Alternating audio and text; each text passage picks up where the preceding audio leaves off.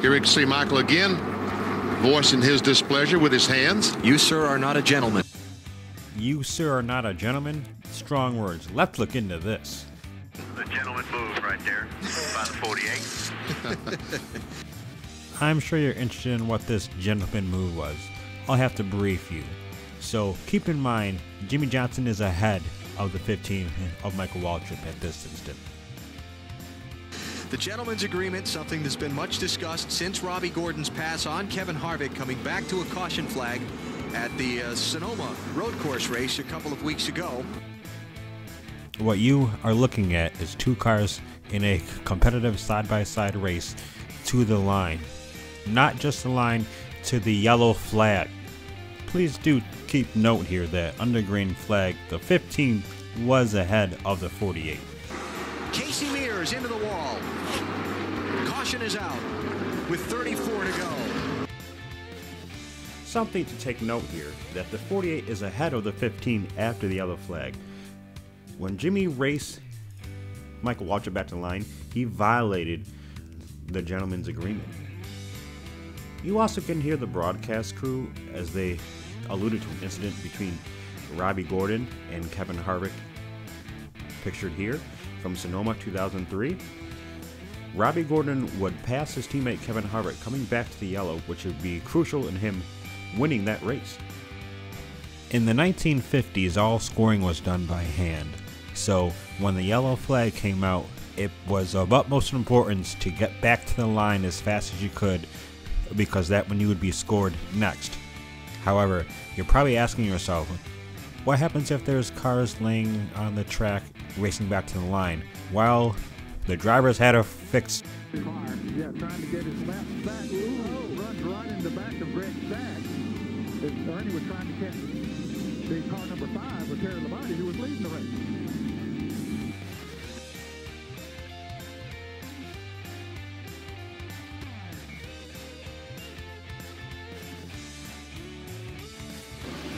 And here comes the leaders. One on the outside, one on the inside. And one in the middle. And one in the middle. Jeff Bodine didn't have anywhere to go. At the line. I don't know, that's close. It's Pretty hard to call from that angle. expect NASCAR's going to... It is Jarrett. It's Jarrett in front, and Gordon is now a lap down. How about that? 4 cars coming down the line side. When NASCAR did nothing to stop the unsafe practice of racing to the line, it was up to the drivers themselves.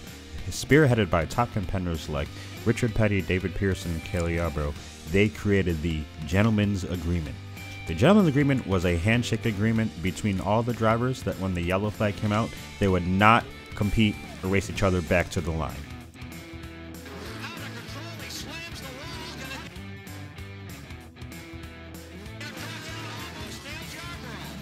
Jeff Gordon.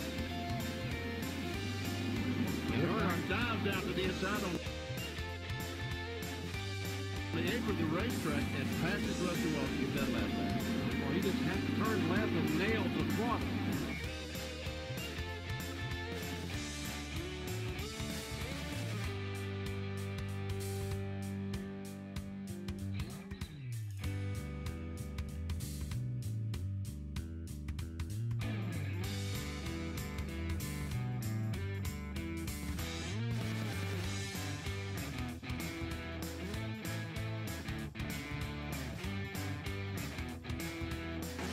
That ain't all. Watch this. Watch the race back to the line.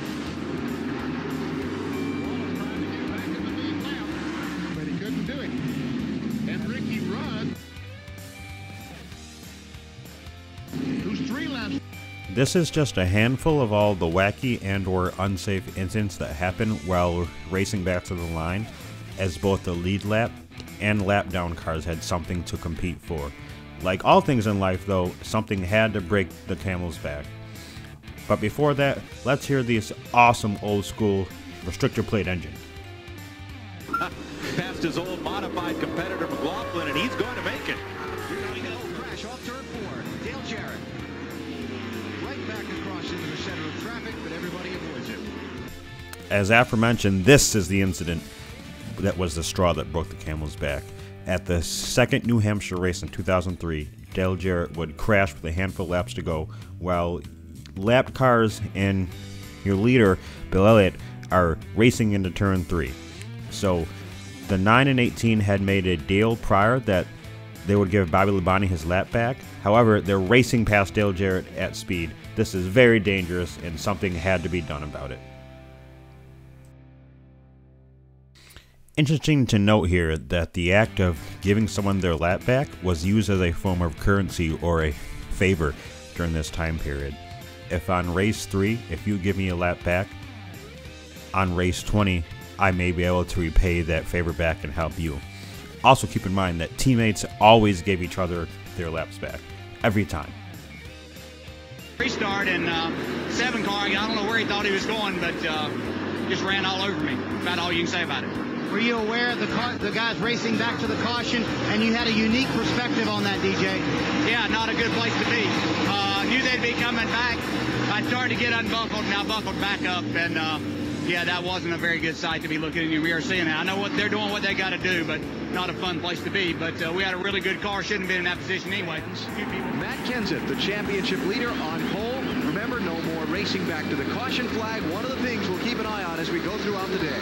The very next week, NASCAR would step in and change the rules at the MBNA 400 at Dover. Looks like Bobby Labonte had a little trouble on that start there. 3 wide off turn 2. That's not good on lap 1.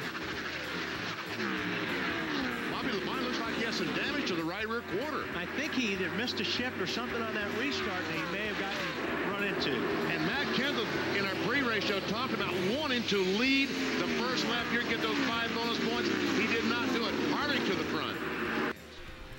At this point, everyone was anxious to see how the brand new rules of freezing the fuel at the time of the yellow would work.